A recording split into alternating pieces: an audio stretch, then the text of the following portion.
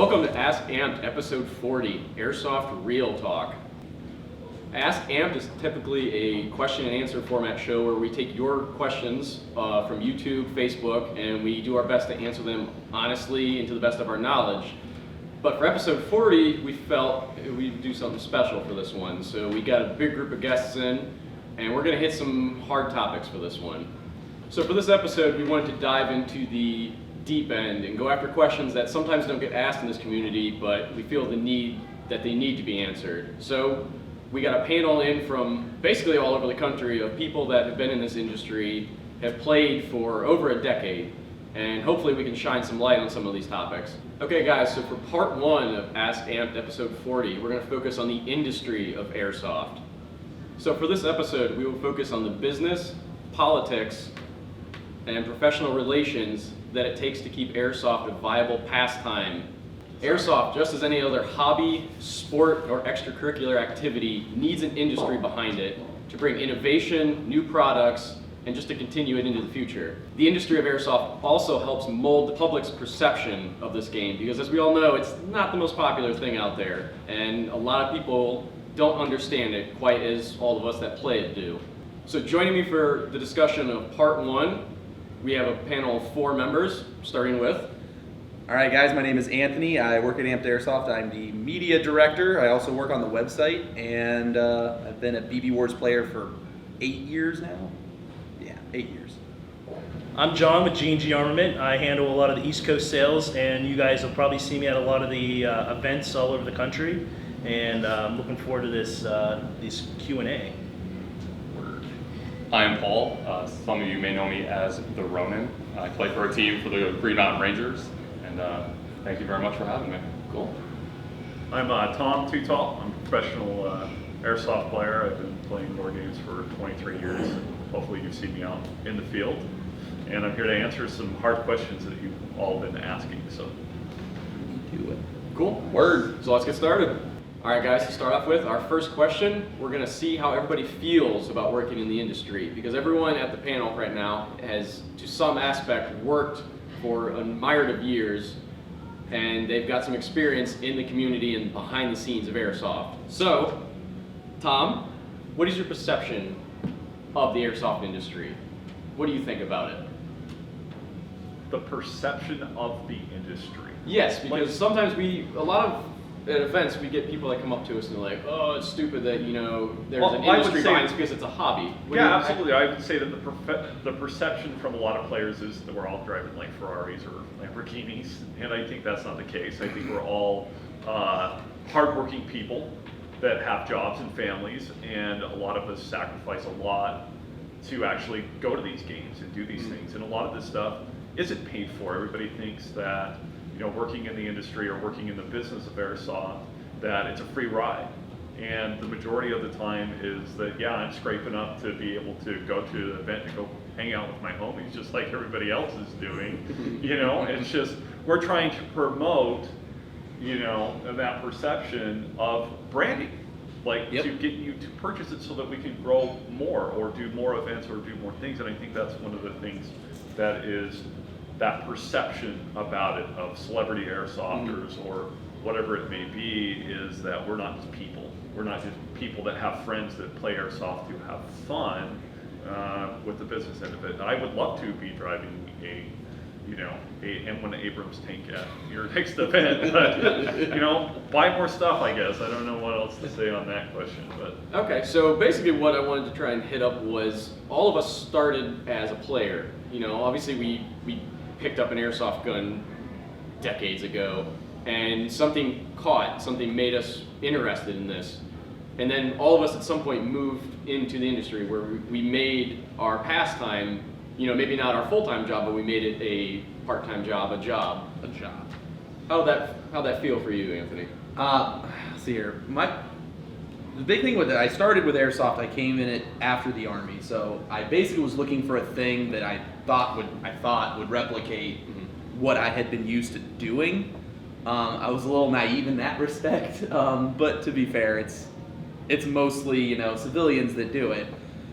Moving into it as a job, I would say, it's been an interesting ride, and there's been a lot of fun ups and downs, but it's it has been mostly a tiring journey of just internet gangsters and work. So much work. Do I see myself staying in it? I don't know, to be fair. I don't know how long. I don't know if I have an expiration date in this or if I'm gonna do this forever. I might have shoehorned myself into this type of job forever. Yeah. I might have accidentally locked myself in, but I neither love it nor hate it, I guess is the thing. It's both tempered my love for playing because I see all of the backside of things. Okay. But it's also made me not hate it because I now understand all the things I didn't see as a player on the backside of things before. I see the inner workings between different companies. I see the competition aspect between companies that offer similar products and stuff like that. I kind of have just this more broadened understanding of how shit works. And so it kind of just forced me forward, not really in a love or a hate direction, but just kind of just straight down the center. Okay. John, you're one of the sales reps that I've always known. I remember meeting you years ago at games. John used to before I work. even- Yeah, John used to work for us. Yeah.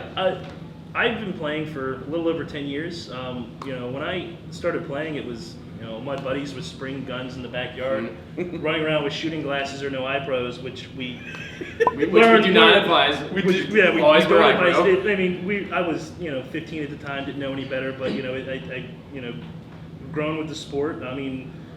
Working at Amped, I worked there for free for the longest time. That's how everybody started out at Amped for the longest time. We paid our dues, did our time, and then eventually got on payroll, and then it just skyrocketed from there. And then when I stepped over into the manufacturing world with G&G, it kind of opened my eyes a lot more. What's really behind the scenes, because working for Amped, I was. I could see behind the scenes everything, all the players, young players, I think I have a rock star job, but like Tom said, there's a lot of work that goes into it. And now that, I'm at the, took the next step, in my airsoft career, it's even opened my eyes even more because, even though, we have competitors out there, when I go to these events, I see all the other manufacturers with, hey, how are you doing? How's your family? And, we're all friends, and there's a big community that the players don't see that's behind the scenes with the manufacturers and everybody who puts on events and stuff. We're a community and a family too that people don't see and understand, and there's a lot of hard work and dedication that goes into that. And it has given me a lot of it's given me some perspective on that I didn't see when I was a player. I took a lot of things for granted as a player, and now that I see it and see how things are run, it makes me love the sport even more. Cool. And then Paul, you've been a player for years. Yeah, And I was kind of thinking about my answer right now. Yeah, you basically have your own line of gear. So how has that changed? Because you make something that people buy and use. How's that changed? Because you've gone from solely a player to now you offer a product or a service. I think what the difference is, maybe when my perception is that I was always a player first. Okay. I had a position where we had a store very early in the early 2000s, and we had a field, we had our own small community culture, but for me the most important thing is that I was always a player first. And when you brought this idea to me and you were talking about industry people, I personally don't see myself as an industry person. Okay. I may make some gear that was kind of just came out of the birth of something that I did for myself because I knew it was good and I needed to, kind of have this little direction and creativity. And that was for our own internal culture. And I think that's kind of just permeated somehow into the industry. Okay. But, I think for me, it's, I definitely do not see myself as an industry person, but some of the perspective that we may have on this panel just may be different because I'm coming at it from completely different. I can only know the world through my eyes. Mm-hmm. And that's kind of, I think it's good to hear how the other half lives. Cool. Okay, so the demographic of airsoft seems to extremely skew towards Caucasian males, roughly aged from mid-teens to early late 20s. That's just has always seemed to be the group of people that come out to games, run stores, anything of that nature. Why do you guys think that is the case for Airsoft specifically? Why do you think that is the demographic that is attracted to this? And the ones that work behind the scenes, the players, why is it that it just is almost seemingly that specific demographic? Tom, what do you think? Product of our environment, really. What do you mean? Like product of our, I'm 38 years old. I'm a Reagan kid. We're all like, hey man, we got to take down the Russians and do that pull into things. And a lot of our parents or our grandparents or everything else like that had that culture of going off to war and fighting for our country. And so that piqued our interest. That's what was kind of like displayed on television as we were kids. And that was just the product of the environment. It's like, oh, okay, that's what I'm into. That's what I want to be involved in. And I think a lot of other, it's what you're going to be interested in. If you're exposed to it, that's what you're going to come up with. And Okay. I don't know what more to say about it than that's it. Anthony? I think a small portion of it has to do with the idea that the majority of airsoft players come from middle-class white America, which are typically Republican in voter, and they typically are pro-gun and a pro-gun culture, and so that drives the demographic of the type of people that we see. If you go to like inner city areas where we have a predominant African American or Hispanic vote, those are typically more democratic, and because of their culture and their surroundings and the type of areas that they live in, you tend to have more of an anti-gun culture, and it's hard for that demographic of people to get introduced to something like this. They just don't have that outlet. Like me as a child growing up, I was hunting by the time I was 8. I was doing shooting sports by the time I was like 12, 13. I grew up with numerous firearms that were of my own possession, and then I was obviously in the military, which is another whole firearms culture in and of itself, and then I fell into airsoft after the fact. And so the thing is it's just, I think it's more of a representation of people who lean towards a pro-gun culture to begin with, and then also have the disposable income where they don't have to worry about insurance to go to the hospital, and they don't have to worry about like gas for the car. Like it's more of a sport of it's gonna sound terrible, but it's more of a sport of opulence more than it is, or activity of opulence, than it is like a necessary requirement for daily survival. So that's probably why it's mostly a demographic of white males. And to be fair, a testosterone-driven activity is not going to attract a lot of females, period, to begin with, because that's just a different brain chemistry altogether. That's a whole different level of like, females are going to be, they're going to happen, like there are going to be females that are going to be interested in it, and they do show up. I mean, we have some famous examples, like, you got like, she goes by Unicorn Leah, but you have Leah Maddox, and you have, several American Milsim, like, popular players like the Milsim Medic and stuff like that. Like, you do have females that roll in, but I mean, this is typically just a male-driven, like, idea. The whole thing is just a male-driven, like, idea. Okay. So, Paul, how do you think we could diversify? Is that something you think is possible, I or definitely is agree it with on the way in? It's a gun culture thing. I think if it's something that you were familiar with when you were young, it was introduced in kind of like, the culture of your household, some different states, different diversification, different socioeconomic income, you can, it spreads across every factor. And I think, the Call of Duty era, the video game, it kind of just didn't hit one pocket, it hit everybody. Like, you could talk to anyone, race, color, creed, whatever, probably play Call of Duty, and there's some people who are into that. And, if they think the new Airsoft that's, live action video game in some form or another, that's why you see, I mean, when I first started playing, there was like, when you just said there's girls playing, I'm like, there's girls playing this?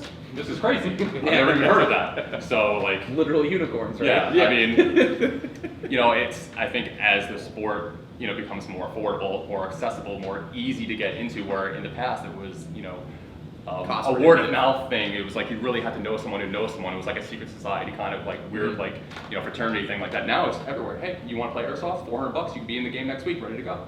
Yeah, do you think the internet did that? Do you think that's a big, huge component? Yeah, of that? Sharing information, Connecting a lot people. of, just hitting it out there, just getting out there now. Yeah, I mean, it's pretty big, right? Like how the internet just opens everything up. Yeah, that network.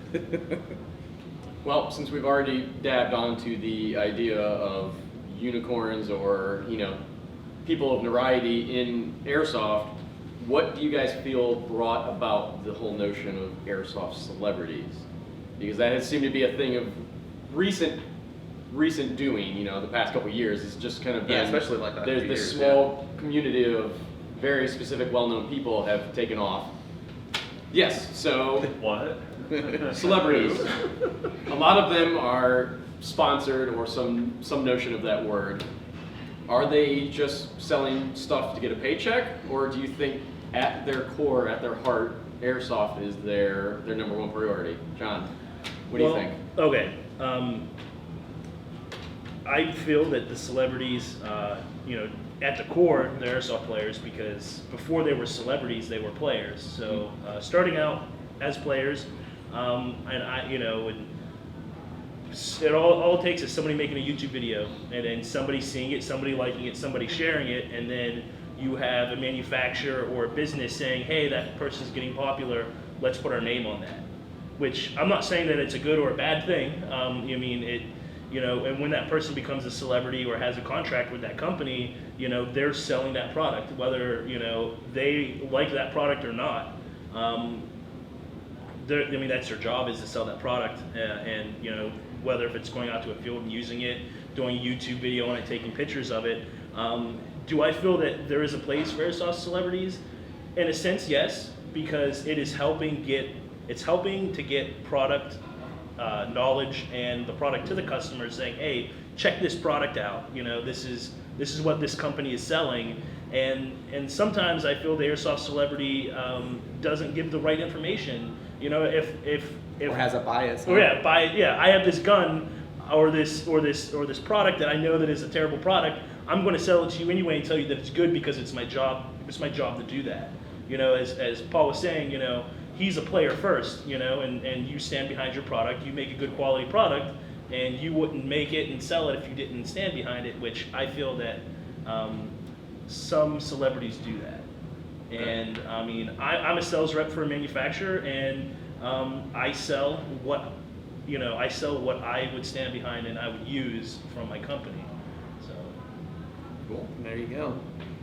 Tom, what have your dealings with celebrities? Trying to maybe not necessarily push a specific product on you, but what do you think there is 100% transparency? Is there a point where I think there's definitely marketing involved. Let's be real. Airsoft costs money to go play, have events, go be there, and people have seen that and they want to make money off of that and support their families or whatever it is they're doing in their lives. And that's just the thought process with a celebrity is, you really you're walking a line, and that's really what it is. It's like, cool, I play with this stuff. Anything that I personally use, I use it. I don't just like, oh yeah, this is the best thing ever, and I think that's just having integrity, and that's what Airsoft's based on as a game, is having integrity. Maybe some people don't do that are in that realm of Airsoft celebrity or whatever it may be, but personally, when I look at it from a celebrity standpoint, my job here is to get you excited to play Airsoft. That's what I'm going to do. I don't care if you buy XYZ brand. Yeah, they support me so that I can get you excited to play Airsoft, because ultimately the decision is yours. I'm not going to sit there with a gun. Yes, buy this G&G gun from John. Do it now. Do it now. Do it now. No, that's not how it's going to go down. That's how John sells. I know that's how I know. That's why he's so I heard popular. he uses suave sex appeal to get it done, but that's just what I heard. But accuracy matters. and that's just the truth of it. It's a free. You've got free will. You're going to be able to make a decision on what it is. But I just want, as a celebrity airsoft player, I want you to come out. So you and consider experience yourself one? Absolutely. Okay. I would say so. I've got a relatively large following. People know who I am when I show up to an event. But you know what? I'm with Paul. I'm a player first. I've been doing this for a very long time, and I do this because I enjoy it, and I enjoy meeting people and shooting them, or having them shoot me, or shooting with them, or whatever it may be. Whatever it is. Because it's fun. And that, I think that's one of the big things that a lot of people miss, is that airsoft is fun. It's supposed to be anyway. That's what it's supposed to be. People try to find a way to make it not fun for other people. I know, we shoot them, and that's how that works. So Anthony, do you think celebrities are giving such a misconception to especially newer players that are impressionable. Their first experiences of airsoft are seeing videos on YouTube. Do you think they're getting the correct idea of what this game actually is at its core? Well, I think what it is that we're getting a reciprocating culture. All of this has already happened in paintball. Mm-hmm. Everything that's happening now in airsoft has already happened in paintball. Some people maybe were not paying attention at the time. Some people maybe were not even alive at the time. Mm-hmm. But this whole culture, culture of like sponsored players and teams that you bring to events, and then they win, cup championships and speedball and stuff like that, and they promote their product. And this is all already happened. Mm-hmm. Like that's the first thing that we need to address to like the viewers and stuff is like you may not have been paying attention. This already happened. This is not new things. This is not new. So like some of the outrage that people level at like say given celebrities, or some of the what I call unfounded love, like they just like wholeheartedly just fall in line with them. You're not. This isn't new. This has already happened. Do I think that they give the perspective that the celebrity gives is the perspective that they need to survive. So coming from like inside like the retail side of the industry, like I understand that person X needs to do this to make their living. And do I begrudge them for doing it? No, but I understand also that as a guy who has to sell the right products, because I don't work at like a massive retailer, I have to sell the right products. I can't sell anything because I can't move things in bulk fast enough to like keep up with say like some of our large competitors. Like I just can't do that. So I can't afford to push a crappy product. I do tend to get frustrated because there's that other side of it where I know that this person's trying to make a living and they're just like, I need the check. So maybe that changes how they say things, and then that punishes me. And then that punishes the player because then players end up with products that are subpar. I'd like to think that every manufacturer creates everything to the highest standard that they can. But to be fair, this is a fledgling industry that people are still trying, compared to other industries. It's a very fledgling niche industry where people are trying to find the thing that pushes it. And much like evolution, there's a lot of like failures along the line, and sometimes if you make the wrong purchase, if someone tells you to make the wrong purchase, you get stuck in one of those dead ends, and then you just lost however much money you invested into that thing. So it's a double-edged sword. There's not really a right answer to it, to be fair.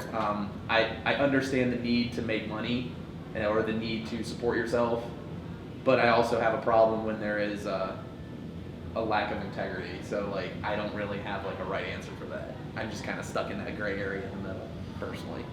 I just do the airsoft celebrity to get my fix. That's it.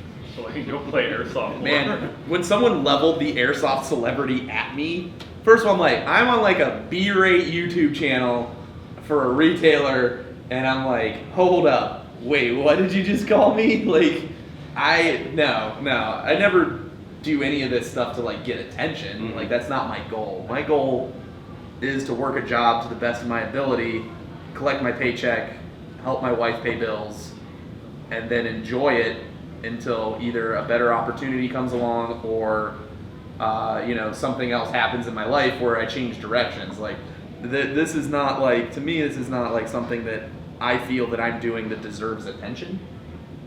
Like I don't think that I don't need people to level that at me and say, oh, you're special. I'm like, I'm not special. I'm just like all of you other dudes out here. Because at the end of the day, like all of the equipment I use, I purchased. Like I don't push anything I don't own, and or I haven't extensively used working through the shop. Like we get all those test things in and we just abuse the crap out of it. Like I don't push anything that I don't think will sell, and I'm not gonna lie to you. So am I a celebrity? No, I don't think so. Yeah, but think about that. I'm just a dude on the internet. Yeah, we're just players that. I'm just a dude on the internet that you might bump into, man. Yeah, That's it. That's it. What are your thoughts about that, Paul? I guess it's kind of like a hard thing. I feel, believe me, I try to watch a lot of people's videos because I'm always interested to seeing what is the appeal here. What are you demonstrating? Because I feel like maybe just my perspective, when I watch some other people's videos or the quote unquote industry people. I try to pull away. I'm like, what is your message? What are you trying to teach me about the sport? Other than, you know, this, I'm sponsored by this person, this is the product that I'm showing you. Like, what, I feel convoluted. You're almost questioning that person's entire motive of why is this person important? Yeah, when you have to watch that, and you have to, like, because you got young kids who can't discern the difference between and then it's just what their friends are watching, and no one wants to be an individual anymore. So it's like, yes, I love blah blah blah. Yes, that's the videos. Oh, he got that gun. I'm getting that gun too, without even questioning it. And that's he hits on a very good point right there. Is that you're dealing with a group of young men that are group very, think. You know, it's like this is the way. This is very the way easy to manipulate. Maybe it's that pack mentality of the human being. And you know, and these certain people who came out as we're not stars. fighting off wolves anymore, but we're like, you know, we got to group up and make decisions as a group on something. And if you and your friends are all like pro brand A, you know, that's just what that's the coolness. Especially like if all your friends are already on it, like you're just like, hey yo, bro, I gotta fit in with my dudes. I gotta do this. My social acceptance here. Yeah, I gotta not get hazed by my friends. Like. Yeah, it's a tough thing. You know, I guess no one wants to make the wrong decision. Like sometimes when I see people like buying stuff, I'm like, you know, how come you got that? And we're like, well, you know, I didn't want to get that because no one has that. I'm like, maybe that's why you should have gotten that, because if no one's got that, that's something different. I always point this out. It's all about that buyer's remorse, right?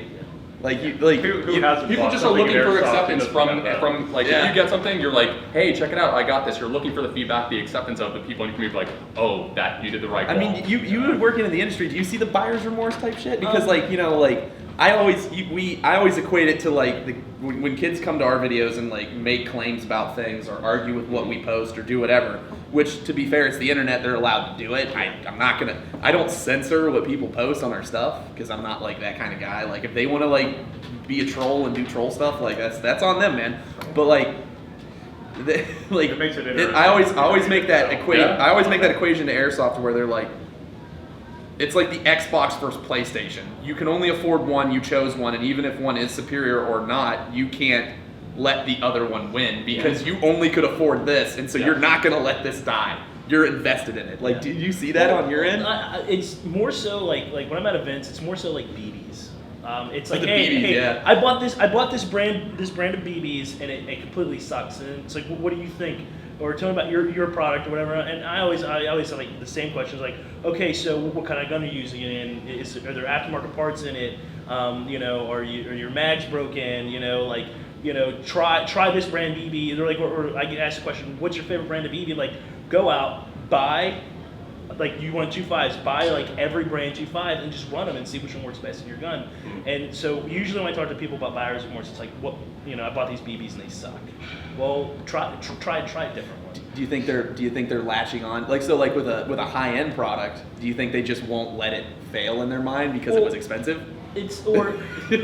The easiest conversation starter is something to complain about. Yeah, so if you can go up to someone and be like, oh, I bought this dude BB suck, you know, he sucks. Like, tell me about your shit. Yeah. So it's like instant connection. Yeah. Well, it's what I see a lot of times. What I see is somebody will go out and spend all this money on a gun, anywhere from $300 to $1,200 depending on the setup, and they go out and they buy the crappiest BBs. They buy like super low end. It's like you're driving a sports car and you're putting regular. You're putting like 85 in. Like, People don't even understand that. Like, I will not go to a game if I don't have like the right BBs. Like people like just show up and shoot 2.5s. I'm like, oh no, like I gotta run 2.8s. I gotta run this. Like, I gotta run that. Crazy. I used to be particular to a certain brand for the longest time. It was like it's going to take a stick of dynamite to get me away from this brand of BBs, and they change. The company changed ownership. Another company bought that company out, and it's the quality went completely downhill. And I'm not trying to plug a product, but now that I work for G&G, I get pretty much free BBs, and I'm happy with them. G&G. I've used Amp's brand, and I've never had any issues with them. I've used the G&G brand, never had any issues with them. But like I said, for 4 years, I just always used that one brand, and just overnight it just turned me off. How many different brands of BBs do you have? I only shoot one. You only shoot one? Terrible. I have a box that I literally have like 50 different types of BBs in it. And what, And I what will brand sit is there- it? Terrible G&G Bio-28s. I'm sorry. For some reason, those things are just laser when beams. accuracy bro. matters. Laser beams. And I use And I buy BBs. I buy all my BBs. I've never got free BBs. the only free BBs I've ever got are the Amp brand BBs. And Yeah, that's it. that's true. That's true. To be fair, I don't shoot those. Yeah. I shoot the 2.5. But why don't you shoot those? I don't shoot them because we have fluctuating. Well, that was a really bad word. We have fluctuating problems with our manufacturer sometimes, and they're just because it's overseas. They're just sloppy. QC is not a QC thing in is this not game, a thing. that's So the then we That's got to rough. root. I mean, So we got to root through them and actually QC them ourselves. And then, to be honest with you, I love my fellow employees, but I don't got the time to babysit and check up on that after they've done it. So I just go with some other brand so that way I can hate on them instead. Because I don't want to hate on my fellow employees. I But just does hate on that make a difference in your gun? No, Really? not in performance wise. No, I think it does. I do, That's why have 100%. I feel like if I use another brand of BB in my gun, it's crazy. It's a completely different gun. For some reason, it's just that one is what's always shot. It's worn in this way. So going to another brand, you get a different performance, Yeah. and you can get a completely different experience. If you go to a game and your gun is not working correctly, that will augment your entire mentality. Well, How that's you true. play. No, and you'll get frustrated and you'll It's make absolutely- sloppy Well, decisions. It's a spiral. It's a pH balance. You're holding beakers, and if you go into a game with some shit fucked up and you drop the beakers, meltdown. Meltdown. It's crazy. Yeah, it is. It really is. Yeah. Absolutely. And that's what You got to believe in your stuff. Exactly. You got to know that it's going to work when you pull the trigger. And, I mean, I do have Yeah. three. I have three go-to brands that I use for different applications. Mhm. So I have three go-to brands, but I like you. I don't stray too far from those three brands. And so my big thing is that consistency brand to brand obviously changes all the time. So that's why I have three. I have three that I'm comfortable with. Cool. So when one starts to take a little bit of a nosedive, I'll hone in on this dude Oh, for a I minute. wish I had more. And then I'll roll and I'm oh, this dude's starting to crap the bed.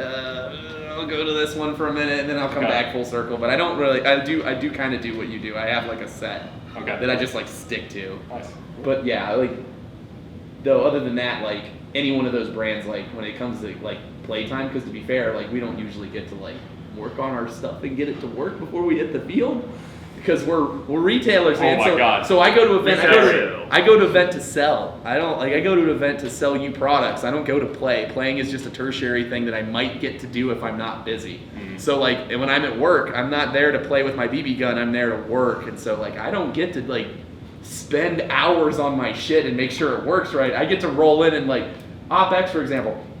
I rolled to the event. I literally built the gun the day before, and I was I've literally put 0 rounds through this gun. Let's see if it works. Oh my God. We're just rolling the dice. Let's do it. That's crazy. That's just how it had to roll. That's how it happened. Okay, guys, so continuing from our last question, there are a lot of products in Airsoft, and a lot of them are driven by things such as movies, current conflicts.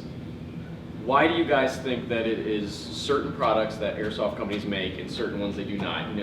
They make specific variants of rifles, types of gear, but then there's other types they don't make. What kind of social cues do you think lead into that, Paul?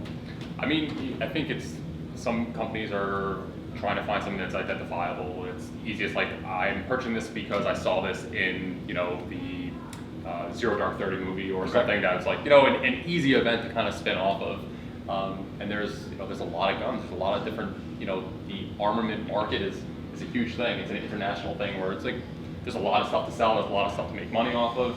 And certain people kind of queued off that. There's, if you make a product that, people are going to be able to understand what that is, who don't know that much about Airsoft, and making your sale that much easier. So, people you have to understand that there is a business side to this, and to have a structure of the sport, you need some type of that underrooting infrastructure where people are making money off that, keeping this going, progressing. And without that, it'll always be backyard. It'll always be kind of that underground thing where some people say it will be better. It's a double-edged sword where, people have to make money off it, but they still have to maintain integrity. this is for this product is valuable because of this. And if you kind of get lost in that, that's where, sometimes it just goes astray a little bit. Mhm. So, John, working for G&G, one of your G&G's most popular weapons is the combat machine, Yes. an AR variant. Yeah. You guys, literally, I can't even count how many variants of that rifle you have. Why is it that you continue to keep adapting and making different variants of basically the same style? Well, the demand for a good gun under $200. Okay. I mean, if you look at the I want to say old combat machine because we're coming out with our whole new line of combat machine, but like the original combat machine, really the only thing that changes on is the rail or the stock or the grip, but like the body, besides color change and the internals are all exactly the same. It's a sturdy platform, and and the big demand that we get from our customers are we need a sturdy, reliable gun under $200 because 10 years ago when I was getting into the sport, you had to spend a couple hundred dollars on a Toki Marui or a Classic Army that you might not even work because you bought it from China. Mm-hmm. And now that a lot of these companies have come along and made decent products for a lower price, it's what really expanded the sport. I would agree. Within a few years. So, like I said, the reliable gun under $200 because that's how you're getting the people into the sport. Okay. So people aren't investing, hundreds of dollars into, a VFC or a G&G Top Tech or, an Elite Force high-end gun. It's that entry-level market that's what's, taking, the industry by storm. You lower the barrier to entry. Yeah. Okay. So why is it, do you think that certain products just aren't made? Because every once in a while we'll get comments or something of a player who wants this specific gun that I've never heard of or something like that. Well, and obviously if something's rare on a business end, it's not smart to put a lot of development and money into that to make that product. Do you think that is something that kind of affects what, obviously, the AR platform is one of the most popular in airsoft? If you look at, the U.S. market, our military uses an AR variant, so, and when you Call of Duty and, Zero Dark 30 and the war movies, they're using AR variants, so everybody's seeing that's what everybody wants because, we're the U.S. market, that's what our military uses. So when you get, the weirdo who wants, an L85 or something different that you don't normally see, it's a lot of companies aren't making them because one, there isn't a high demand, and again, they don't. I don't want to invest tons of money into something that may or may not sell. I mean, that's business is about taking a gamble, but the AR variants, it's what's king here. I mean, and that and AKs. Mm-hmm. Yeah. So. I think part of it also comes from the cowboy hero worship in American culture. Yeah. You have in everything, whether it's in shooting sports or basketball or whatever, you have hero worship. And what do heroes in current American, in the realm of like firearms and stuff like that, what do current American war heroes and things use? I use the term war hero loosely, but that's what they use. They use Mark 18s and wrist 2s and scars. They use things that are currently available to them, and then what do people in this market, regardless if at the game they're supposed to play as Russians or whatever they say they're supposed to play as, what do they use? What do they buy? Everybody wants to be the hero. No one wants to be the bad guy. Even if you in real world conflicts, there's no such thing as a bad guy. There's just a dude who has a different opinion than the one dude, and then they start shooting each other over it. So it's that hero worship. Everybody wants to be the good guy, and so they use the stuff that they want to use the stuff that they see heroes using, and so what then they do is then manufacturers key off of that, and then that's what they run to death because they know that they're going to make that money. It's kind of like the sequel game in Hollywood or whatever. It's like you do things that will make money so that maybe you can have enough extra capital to take a risk and do something weird. Maybe it'll work, and if that works, you can keep that around, but if not, you still have your core lineup that will keep you in business, because otherwise if you take too many risks without any backbone behind your product line, you're just going to get destroyed. It's just going to get destroyed. Along with the rise of airsoft celebrities, there has recently been a rise of airsoft media and so-called journalists. And a lot of these guys and groups, they are basically they go to events, they try to do coverage, they try to do independent product reviews. But the thing with Airsoft is that a lot of retailers, manufacturers, they do their own marketing and advertising for their products. So do you guys feel that this recent rise of these, do you feel that they are necessary, or can they bring a more journalistic aspect to product reviews, you know, saying, hey, so-and-so company, give me your new rifle, I'll do a review on it. And if they want to keep their so-called journalistic ethics to it, they would do a proper review and they would tell you the pros and cons. But if they want to keep getting products from said company, you can't say too many bad things. Do you feel that there is a disconnect somewhere with these groups? Now, are these dudes using that journalistic integrity as a veneer to do the same thing as what a typical sponsored player would be, or are these dudes actually being fair and balanced in their reviews? That's the question I would ask. Exactly. I mean, Like, it's a total case-by-case basis then. yeah, John, you guys, G&G, obviously you guys have so many products and you guys are always getting reviews of all these things. What kind of return have you seen on some of these independent things? You know, I don't work in the media department with G&G, but you know, some of the things that I've seen, you know, in a way there is a return. Sometimes I feel, you know, whenever we give out product for people to review, sometimes we don't have complete control over, you know, what that person says or how they, you know, portray our image, you know, because ultimately we don't want anybody saying anything bad about our product. Yeah. So, you know, but I do agree with, you know, if you're going to review something, I want to know the goods and the bads of it. But, you know, I can see where companies and manufacturers only want people to see the goods. So in a way, you know, I don't want to say they're all like this, because there's a lot of the popular, you know, media, airsoft media outlets who do give you the good and the bad. But I do feel that there are some that are just kiss ass, and like, I'm going to say everything good about your product, so I keep getting support from you. But ultimately, I feel that the manufacturer or the company should be doing their own, because they have more control over it. But again, like I said, it's always a good thing to have that person there to say, oh, this product has all these cool, awesome, you know, points that, you know, that are awesome, why you should buy it. But at the same time, like, there are these that are, you know, that are the downfall, which that's with any brand, with any product, there's going to be the good and the bad of it. So, you know, there's two sides of it, and some, you know, some are good, some are bad. Okay. Paul, have you ever ran into any experience with these, you know, media guys or airsoft journalists? Have you seen, Absolutely. what do you think of their return, anything of that nature? I think my opinion of it is that there are certain type of people in airsoft that's lately kind of given rise to. I always thought of myself, I was an experiencer. I would go to the games with experience. Other people go to the games simply to document. You are literally like almost kind of trying to film or kind of capture my experience that I'm living, and you're just talking about it. Or I hear like some people on the internet, like, you know, I meet some people at games that are, they're like, I run this website, I run this forum, and I'm like, okay, but do you, like, are you a player? Are you just here to talk about this stuff afterwards? Are you actually doing it, or are you a faker? Like, are you a fake airsoft player? Because Airsoft not fake. You're faking something right now, but you're the worst, like, not the worst of the worst. You're like a second level removed, because you're a fake airsoft player. Okay. And that's a huge thing, because for where I came from playing airsoft, it was a certain type of thing. It was hard. There was pain compliance. There was, you know, a winner and a loser. It was clearly aggressive in certain times, and it would be easier for someone to duck out and be like, I'm just here to take pictures.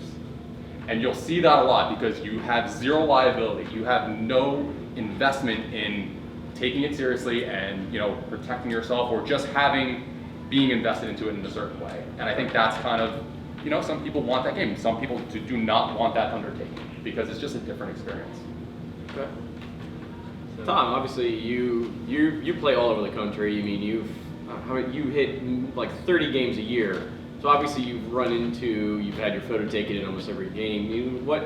Is there a good return? Is there a negative? Do you think, You know, it's necessary? I think it is necessary, you know, really ultimately from a standpoint of growing airsoft, is yes, you need to have media out there taking those pictures and doing that type of thing. But I think what he kind of touched on is don't pretend to be something that you're not. If you're not an airsoft player, don't pretend to be it. Exactly. And I think that comes back again to an earlier conversation we had about integrity. Airsoft is an integrity-based sport or lifestyle, and that's how it needs to be conducted. If you're there to play, then play. If you're there to take pictures, then take pictures. You know, or do both, or try to find a happy medium with the medium. Because look, you know, you want to be portrayed in a certain way. I want to be portrayed in a certain way. Having fun doing it, because that's what we're doing. You know, that's what it is, and they're just capturing the moment out there. And I would love to see those pictures. I'd love to see my friends' pictures. I'd love to see anybody else out there having those pictures that they can share. Hey, this is what I was doing, and tell a story about it, and grow airsoft. And you know, Do you think the pictures is more of it? I feel like the problem where you run into is people who are going to give their opinion on a certain type of style of gameplay or certain happens or a certain trend where like you haven't even lived that. You don't even understand what I'm talking about because you haven't been there. You do not know what I'm even talking about. And I feel like that's where it gets convoluted. And sometimes like the internet.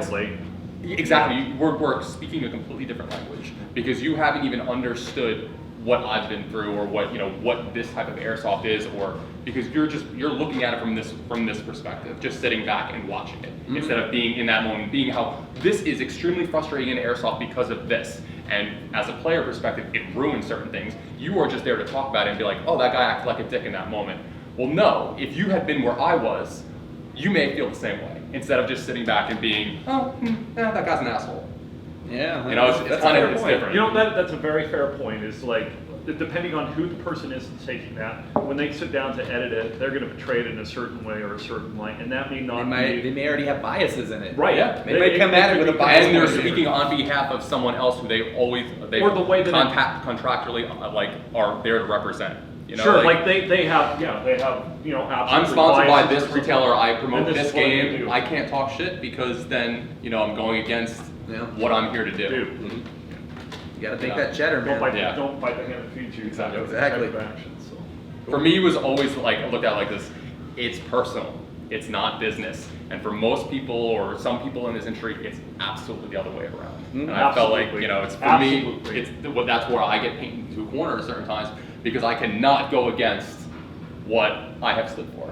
And that's probably why, you know, I'm in the situation I'm in certain times, but I will absolutely not compromise that.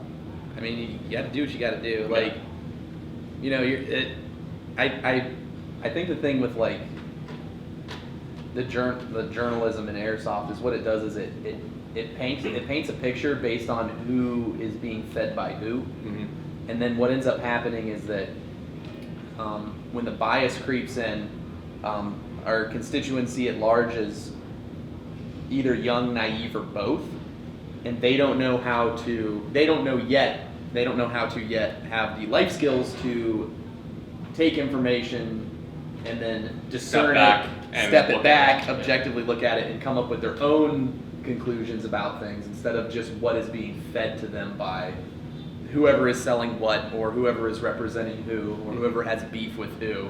Like, you're right, it is personal. It's personal every time. Absolutely. And especially in a testosterone-driven, like, it's not like a sport per se, but it's a competition where people are trying to play a game of one-upsmanship with each other, and then it does get personal, and then the biases and all of that creep in, and then that's where skewed perspectives take run. They just run, and then once the monster's out of the closet, like, how do you stop it? Like, how do you keep it from just running? Like, it's just full steam. Sometimes you just gotta get out of the way. Sometimes if you try to take it on, I mean, there's a few examples of people who were big in the industry before that are just gone now or completely marginalized by being on the wrong side of that pain train.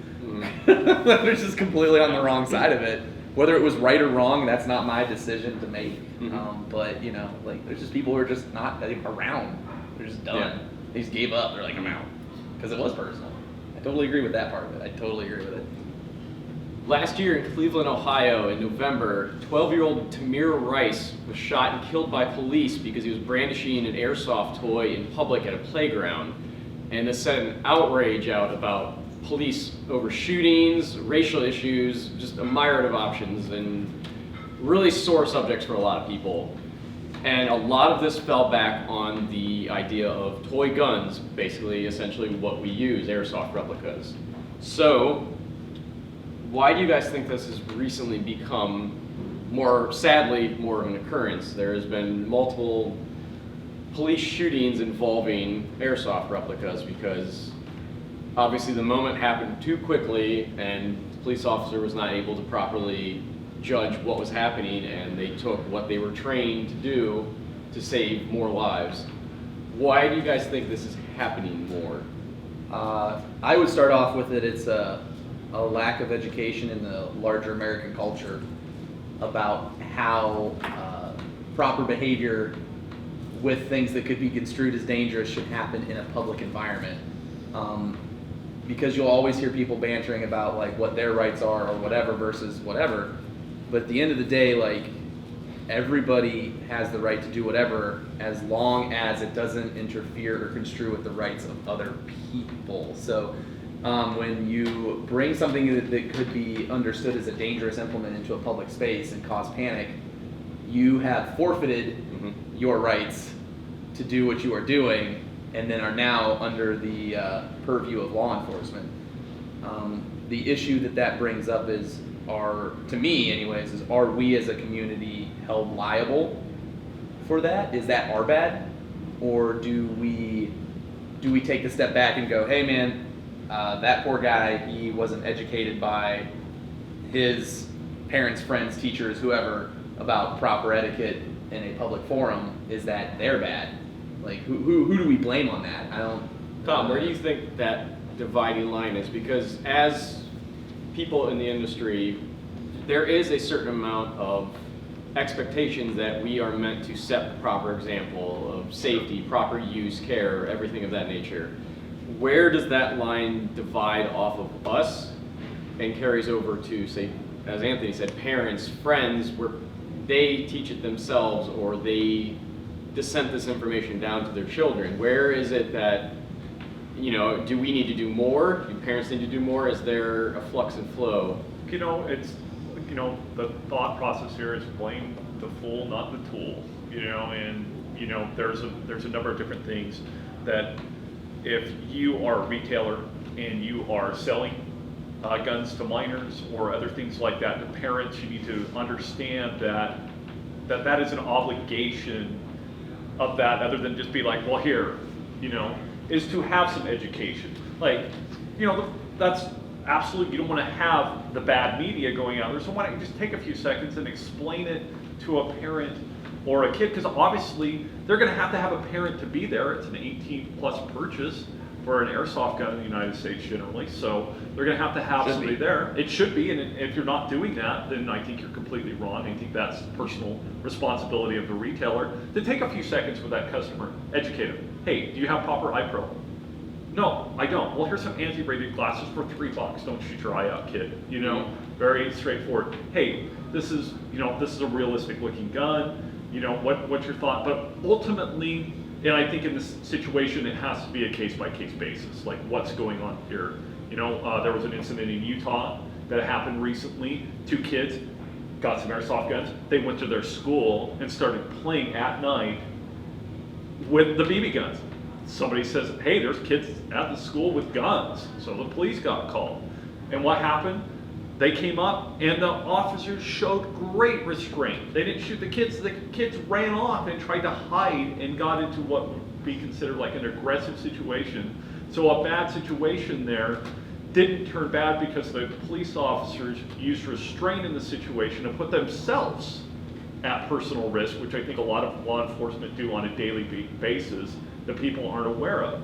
So as a responsibility, as a parent, if you're going to allow your children to play with replica guns, I'm not going to use the word toy, replica gun, that you need to understand that's the commitment or the obligation that you're taking to make sure that your child is playing with that replica gun in a safe place. It falls on them. It's your responsibility. It's personal responsibility to you. But as a retailer, you need to take that second and educate people. Like, hey, don't take this out in public. Get a gun bag. Do those things. And I think that's enough to curb it. You're always going to have incidents, and people are always going to make poor decisions. But once again, if you're going to do that and take it into a public space and have that, then you better be prepared for the consequences. And that's what's going to occur. So, parents, if you're watching this, or young kids or whatever, don't do it. Put it in a gun bag. Take it to a place where you can go play. If you don't know, there's lots of places, the internet's full of places to go ask and go do that. We don't want to see people getting hurt over something that's extremely fun. I mean, to be fair on this panel, unless anybody's got any baby mama issues that I don't know about, like right now, you're the only actual parent on this panel right now, like actual alive, like walking around right now, parent, like with kids that are grown and like, Sure, I've got teenagers. Yeah, exactly. So like you're coming at it from a parent's perspective, and I respect that. That's the thing. Like, where's that gray line? Like, where do we tread? Like, and I think that's a good question. As a parent, what would I do? Was like, okay, first I would look at my kid. How are they doing in school? How are they responsible enough? Are they responsible enough for this privilege? Because it is at that point. Anything to do with firearms is a privilege at that age, and that's how you have to deal with it. You have to educate it and treat it as like, hey, this may be a toy gun or a replica gun in this case, but are they responsible enough to even have it in the first place? And that's a decision for a parent. That's what it ultimately is. Educate yourself as a parent. This is what my kid's getting into. Know who they're playing with. Know who they're involved with. That's basic parenting skills. Keep your kids from doing drugs and drinking and doing all that other stuff. That's your obligation, not mine. So. Do you think we live in I think we also live in a culture where, because of the fear and stigma that are now associated with firearms that didn't really exist probably about 60, 70 years ago, maybe. Do you feel that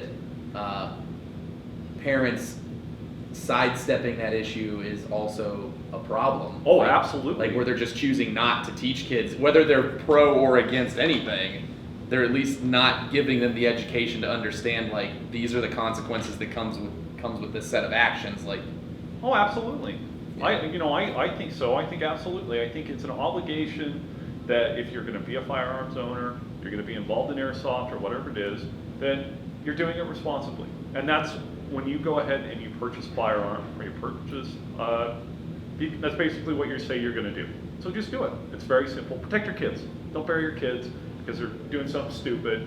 And they know what they're doing, know what's going on. Be responsible as a parent. Help the police.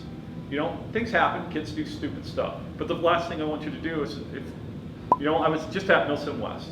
I was in Victorville. We got pulled over by the police during the game. So what did we do? The first thing we did is obviously pulled over. We took all of our hands off of our guns and raised them up in the air. And absolutely just like, hey, we're just playing airsoft. And he's like, oh, hey man, you guys are cool. At that point it was like, okay, he understands that we're just playing a game. And he just wants to talk to somebody. That's what you do. You do whatever that person says because he's going to shoot you. That is like what is going to happen. Don't run away. Don't do anything. You stop what you're doing and listen to what the man with the big gun is saying to you and stop immediately and do that. But don't put yourself in that situation in the first place. Don't do that. There's lots of places to go play airsoft. If you don't know where you should be going or whatnot, check in on Facebook. Facebook's a wonderful thing. Social media is a great thing. Internet groups. Go find a place where you can go play. Go check with your local, your town, your counties, your states. Well, hey, where can I go play airsoft? This is where I want to go play. And yeah, if you're a parent or a fiscally responsible adult, maybe you should look up your local laws and your local ordinances and how law enforcement views certain things and where is a safe place to do your hobbies and things like that. And it comes back to ultimately the responsibility is on the individuals. And that's where it lies. It's up to you to do it safely. Because I can't make you do anything that you don't want to do. We live in a free society. But ultimately it's up to you. So make a wise decision or get shot. It's up to you. If you really want to do that, then that's a decision that you make. Bam. Cool. recently, we're all aware, in California, Senate Bill 199 was passed, and basically it stated that anything that was considered a toy, which airsoft replicas fell under, needed to be brightly colored on, I believe it was 3 points, Yes. or have transparent pieces to it to make it much more obvious to law enforcement officers that it was a toy, not a real firearm. Now, obviously segueing off of what we just kind of went off of, how much do you think the media's portrayal of airsoft has been affecting some of these issues that are happening? Because obviously, if a kid gets shot by police, the airsoft gun is almost always blamed. That it was like you said, Tom. You know, it was the tool, not the fool. So I think it's very hard to find an unbiased, unpaid for opinion in anything, regardless if we're talking about airsoft or pro football or cars or anything. There's always a financial link to people's biases. mm, And when we live in a culture of, I'm gonna totally blow this into politics, which is a bad idea. But when we live in a culture of paid politics that we live in, where special groups use money to help influence decisions, you know, it's just what it is. Like that's the media there's is an going to agenda portray. there. It's exactly like an airsoft celebrity is portraying the product he wants to sell or she wants to sell. They're giving you their biases based on where the food comes from. They want to be reelected. They want to be You know, that's what reelected. They want to constituency keep their wants to TV hear. show on the TV. They want to, they want to pay the bills. They want to keep the ad revenue coming in. mhm. And then that also, once again, falls backwards again onto, like what Tom was saying, the individual. It's up to you to be educated and try to see through biasy and actually get to the meat of things and not just Okay, so just blankly believe in whatever people are talking about. Be a sheepdog, not a sheep. Yeah. Yeah, there you go. So pulling back away from the media and back to these laws that are actually instigated, saying that airsoft guns need to be colored, things like that nature. Recently, a lot of large metros have been seeing gang members and criminals painting their real firearms to replicate airsoft guns. And I actually read a really interesting article that they interviewed one of these gang members, and he said, "We're literally doing this so our guys don't get shot by police. Because if a police officer pulls up on somebody and they see that orange tip, they're gonna wait that half second." Do you guys think? Obviously, that's a really muddy route to go down. Do you think the orange tip does its job properly? No. Well, with orange tips, the only time you have to have an orange tip on your gun is for sale. Mm-hmm. And I know with some larger events I've been to, especially with our military bases, the event holder wants you to put, orange tape or have an orange tip on your gun for safety purposes. But it doesn't matter if we paint our gun in 3 different areas that are blue, pink, orange, whatever. I mean, if that gets enforced over the next year, the criminals, they're going to do that to their guns. So it doesn't matter what we do to our guns to try to make them not look like real guns. Their criminals are they're just going to replicate it. We're just not solving the real problems. Yeah. We're just chasing. What is the real problem? I think that what the real problem is, it's a behavior problem. It's not a gun problem. You can't ban stupid. For me, I feel like I come from a perspective is I'm extremely into airsoft. I'm a firearms enthusiast, but I try to go out of my way to appear the exact opposite in public. I want to appear that I am the most passive and kind of that gray man mentality where some of my friends are super into it. They have the LaRue stickers on the back of the car, protected by Glock. This car screams, there's a gun in this car. Why would you go out and project that? I never wear a firearms t-shirt. Always be super low pro, never talking about guns. Because that's you're attracting that negative attention. If you can be into this and be into it as a discipline instead of being it as a bravado that you're that's what I feel like some of the culture is. That's that poor press. That's what you don't want to just keep perpetuating, because that's where you get that negative influence from. It's the same thing. You walk into a gas station, you see a guy with a Maxpedition, little person, you know, he has a CCW. in Yeah, there. especially all of You us. know, Like, we he's- know the little. Like, yeah, if you he's- see a yeah, guy with we his know the 5'11" tells. pants, Or We you know know, the his tells. his Yeah. 5'11" tactical pants on and a polo that is way too big for him because he's hiding his penis. He's got his appendix carry. You Yeah. know, He's he's like, are you like the saying that we say in our culture a lot is like, don't act about it, be about it. Yeah. Mhm. And don't like, you don't have to tell everyone. Like if this is what you subscribe to, these are principles that you follow, do it. Just shut the fuck up about it. act like you've been here before. Exactly. So I feel like, Yeah, I when it's all said and done, it comes down to the education of it. I feel that us as a community, you know, in that instance in Cleveland, last year in the beginning of 2014 in San Rosa, California, there was an incident as well. I think it comes down to, I blame the community a little bit for not taking the time to educate the new players, but then at the same time, I blame the parents or the guardian because they're not taking the time to educate that person on what's right and what is wrong. When I got into the sport, it was, you know, there was no one there to teach me. You know, it's all what I see online at the time. And then whenever I moved to Pennsylvania, it was really a big eye opener. Like, oh, I've been doing this wrong. You know, so and since then, you know, you try to, you know, preach what you do. So Yeah, I mean, So tools. we're back to zero, aren't we?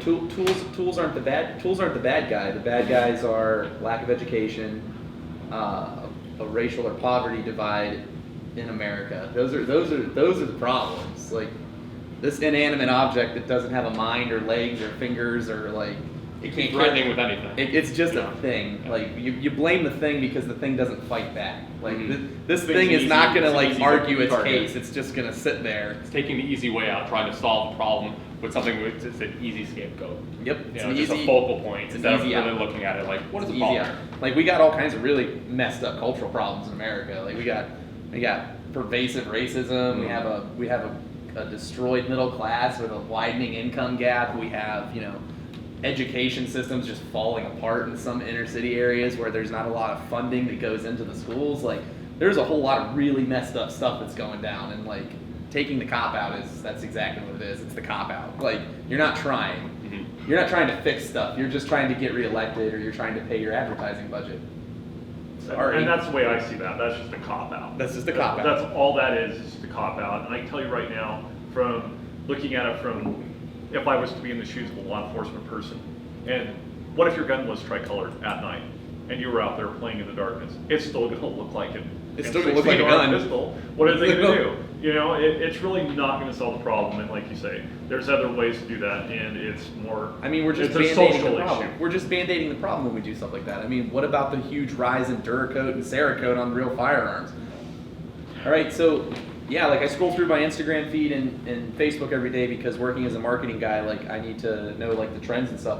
I mean, coloring guns and doing whatever, that's not going to slow anything. Just the pervasive amount of Duracoat and Cerakote in modern firearms industry is making every real firearm. The new trend is to make things look like AR-15s 1980s look like hairbands. You're just like the new trend is to make AR-15s look sci-fi like toy guns from like say like Star Wars, or like there's a huge movement right now where dudes are actually like turning firearms into art, where they're actually taking time to like Duracoat and Cerakote these guns to beautiful finishes. Artworks, They're yeah. just pieces of functional art. Like the color coding things is not it's not going to do anything. We have way too much other stuff on our plate to worry about than like villainizing inanimate objects that won't speak up for themselves. Like it's not what do we point the finger at, it's who. There's a who in there, and if we want to just keep dodging that who, then we're never going to solve problems. Period. Right? We're just going to keep sidestepping it until no one's happy. So whatever. That's a politics lesson, I guess. There we go. It is right there. All right, so to wrap this first episode up, we received a lot of questions about the future of airsoft, the industry, the player base, the technology. Where do you guys think we'll be in, the parents' question of 5 years, a decade from now? Do you think it'll still be around? What do you think is going to happen? I mean, airsoft has been around since what, the late '80s, mid '80s. Well, I think as far as like that format, sure, we'll go. The format that like, we are used to, yeah, has been around since like the 80s.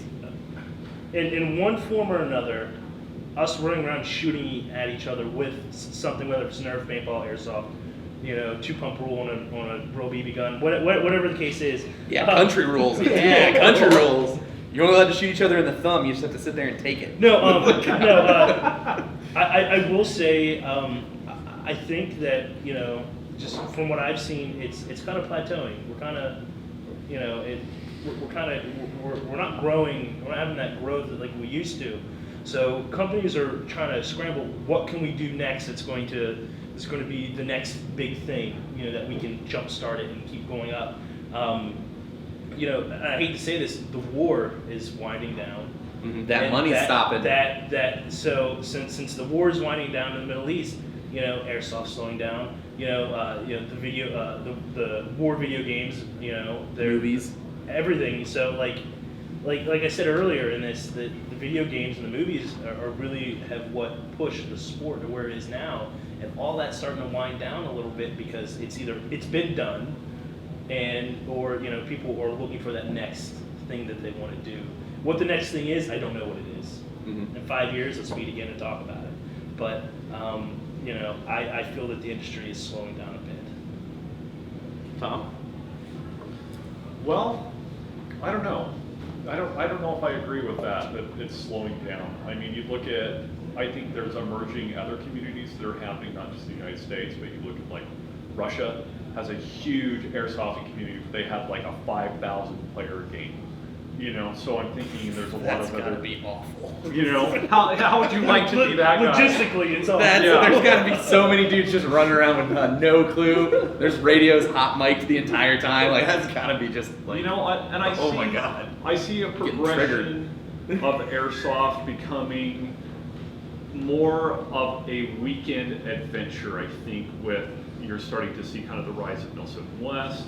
You're starting to see you're starting to see those games starting to come in. You're starting to see blank fire starting to become a bigger type setup in there, and I've seen that progression over the years. From paintball and the way that it went from primarily a bunch of guys that were typically Vietnam vets that would come out and play paintball out of the woods with their friends and kind of grow that to where it transitioned into speedball, type formats, blow up barricades and bright uniforms and different electronics, and we're starting to see that progression again here with airsoft. Again, I'm starting to see that transition, but I think you'll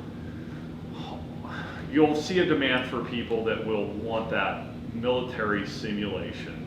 That's what they really want. I think in the next 5 years you're going to see more and more of that. You're going to see more realism start happening. Recoil on guns. I mean that's already starting to progress in the industry. HPA, maybe we'll even see blank fires that are actually shooting BBs. I don't know where it's going to take us or what's going to be. Crazy there, Tom. Hey, Oh no. You just don't know. That's two dangerous things at the same time. You're gonna blow people's minds. Oh my gosh, it's like too scary. It's too scary. And I think it's just that advancement on there. But it would be interesting to see 5 years from now, like where did airsoft go, or what is the new trend in war games? Because I don't want to really tie it down to like paintball or airsoft or whatever it may be, because war games may transition into something completely different or a platform of popularity. What's your idea of the future? I can only tell you what I want it to be. Okay. What I feel, what I want for myself, and maybe some of the the culture that I come from is, I almost see airsoft as emerging. I always looked at it as a discipline. I went into an airsoft game looking at it as like, war would be a street fight. There's zero rules. I'm trying to kill you with no matter what. Anything I can do in my power to succeed is what I'm going to do. The way I would approach airsoft is more raw, like a representation of that with rules, almost about like a mixed martial arts fight. There is serious risk, there is serious consequences, but you enter into it with these specific rules. I can play to as hard as I want in this rule set, and we have come to find terms that, yes, you can be seriously hurt here, but you know what you're going into, you've prepared yourself, and that's kind of the way, like, I ultimately see airsoft being played with simunitions, UTM, no face protection. because you're rolling into a situation that is extremely real. There is marking rounds, serious pain compliance, and serious risk of injury. But if that's what I'm looking for, that is the experience that I'm trying to go for, or someone who I'm meeting an adversary that is as invested into it as I am, and taking it as seriously. Now, do you look at pain as a consequence of learning your mistakes? Absolutely, because without that, you will enter into a situation that you would normally not enter into. You would be like, oh, I have zero recourse from this. If you were wearing, I mean, I talk about it sometimes. If I wore a face mask when I played, I would be a completely different person. I would do things that I would not do normally, because I would be like, oh, if I get blasted in the face now, whatever. But me with no face protection, guys on our team losing teeth, BBs in the face, it's serious. Again, it's not business, it's personal at that point. So going into that situation, you have to be ready for that. And I feel that if you're looking for a premium realism experience, you need to have that level of involvement. You want to round us out, Anthony? No, that's pretty good. I like that. That's a pretty solid. That's a pretty solid answer. I think the thing that I see is that right now, America is a culture that comes from the gun.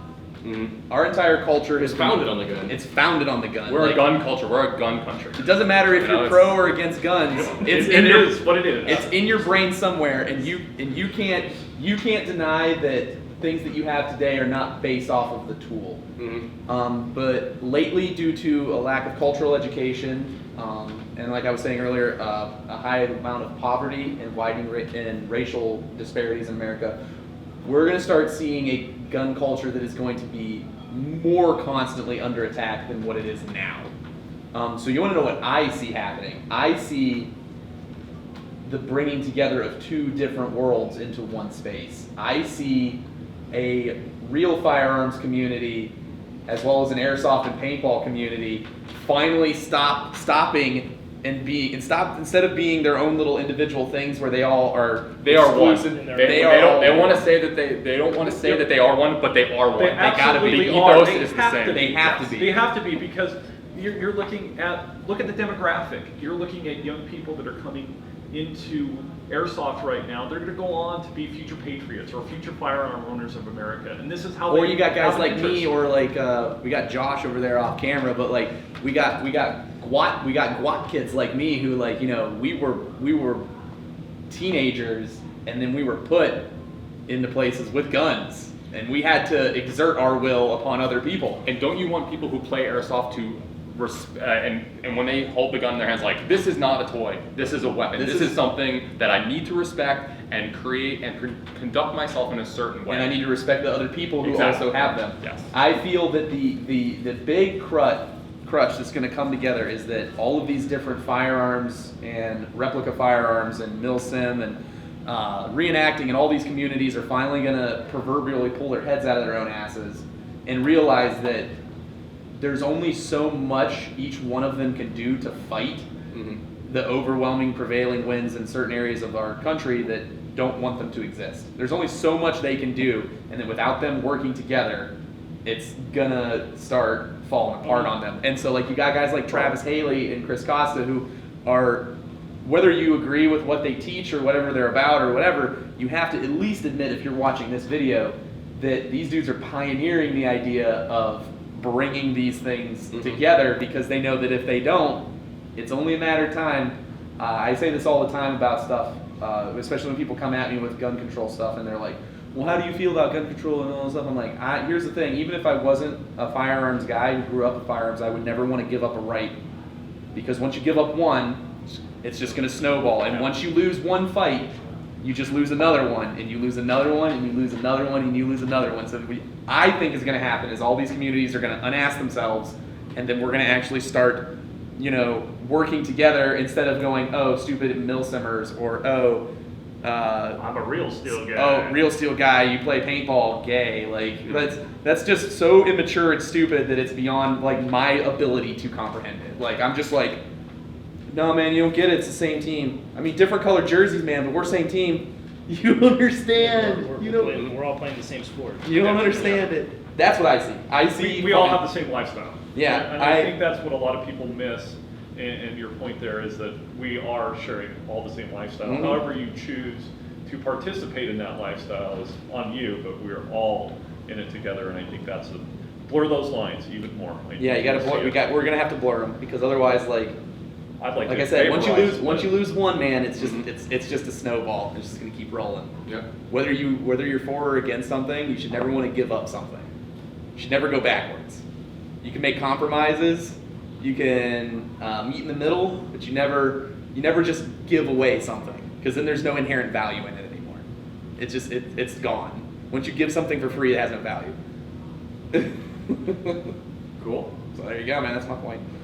Alrighty, John, Anthony, Tom, Paul, thank you so much for joining us, as well as you, the viewers.